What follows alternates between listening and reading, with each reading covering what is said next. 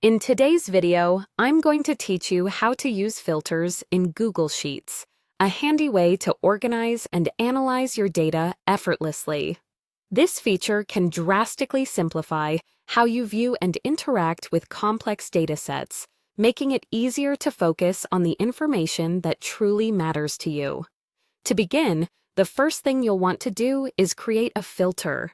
Start by selecting the range of cells that you aim to filter. It's important to include the header row as well. Otherwise, the filter will not work as intended. Once you've highlighted the appropriate range, navigate to the top menu and click on Data, followed by Create a Filter. You'll notice filter icons appear next to each column header in the range you've selected, which indicates that the filters are now ready to be used. Now, let's move on to applying specific filter criteria. To do this, you simply click on the filter icon located in the header of the column you intend to filter. A menu will pop up offering various filter types you can use. If you wish to filter by condition, you'll have a plethora of options at your disposal. You can choose conditions like text contains for text data, greater than for numerical data, or date is before if you're working with dates.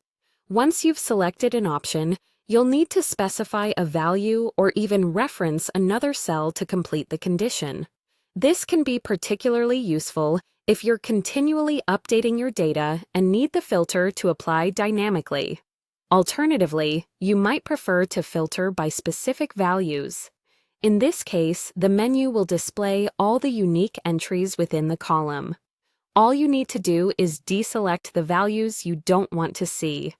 This method is especially useful when you want to quickly hide non-essential data without setting up specific conditions. There's also an optional feature to filter by color, which can be incredibly helpful for visually organizing your data. If your spreadsheet is color-coded and you're looking to isolate data based on text color or fill color, simply choose this option and select the color criteria. Once you've defined your criteria, Google Sheets will automatically update to show only the rows that match what you've specified, providing you with a streamlined view of your data.